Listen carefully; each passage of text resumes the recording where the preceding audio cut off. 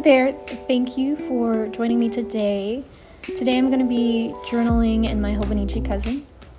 I hope that you can join me by pulling out your notebook and journaling alongside me with a cup of coffee or tea.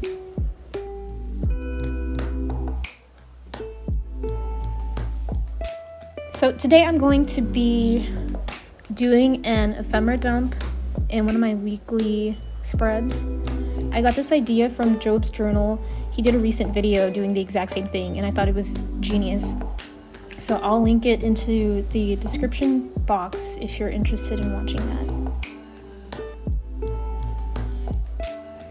So essentially what I'm doing is going through this little box of ephemera that I've kind of been hoarding for quite some time now, and I'm just pasting it into the weekly section of my notebook.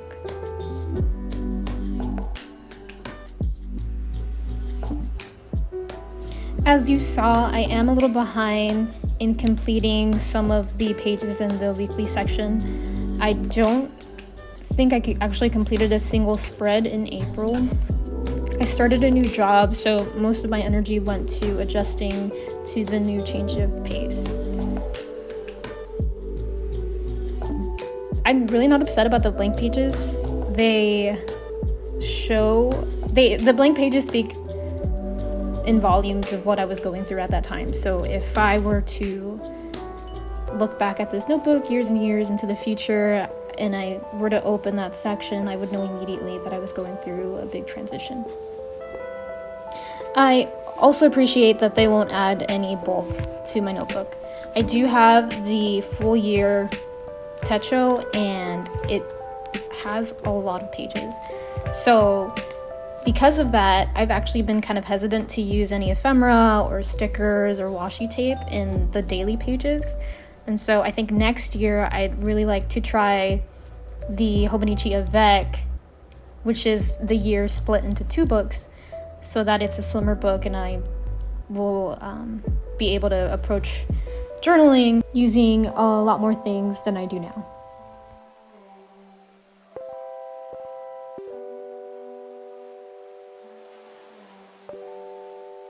So in this particular spread, I wrote down, I looked up on the internet and wrote down 3 poems by Langston Hughes. I've really been enjoying using my weekly spreads in this way. I used to use them for noting down the weather and the moon phase for that day, astrology, the word of the day, and the quote of the day, and to also note down my daily spending. I think I successfully did that for about a week and a half before completely giving up.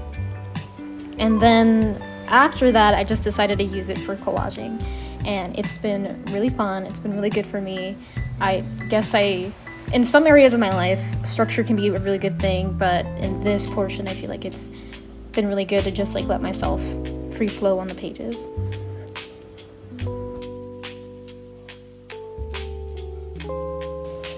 So I do want to take a little bit of time to talk about astrology. If that isn't your jam, then I'm sorry, but I'm going to talk about it anyway. I do want to talk about Aries season and how much good it did for me. So Aries is considered the baby of the zodiac. It's also a fire sign. It's a cardinal sign. It's considered the warrior. So all these things basically mean that during this time, a lot of people are going to be feeling very energetic. The inspiration is just going to hit you really fast. It's going to hit you really hard. And the need to act on that inspiration will be very strong. It's a good time to get projects started, to get your goals off the ground. Aries definitely, they also bring in the season of spring, which signifies new beginnings and things like that.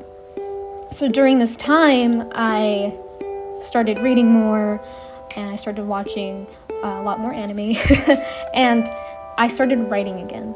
And I have not written anything substantial other than journaling for what feels like years. And when I say years, I mean at least 5 years. And it's been so good for me. I feel like 2020 was a shit show, And we don't speak of 2020 on this channel. And now that we're in 2021, things really started picking up for me, and I'm just so grateful to be in such a healthy place. And so I would like to know how you guys fared during Aries season. And Aries season this year was from March 20th through April the 19th. So did you feel this type of energy begin to fuel you and your ambitions? And if so, what projects did you start? And what goals did you end up completing? I would really love to hear about your experiences.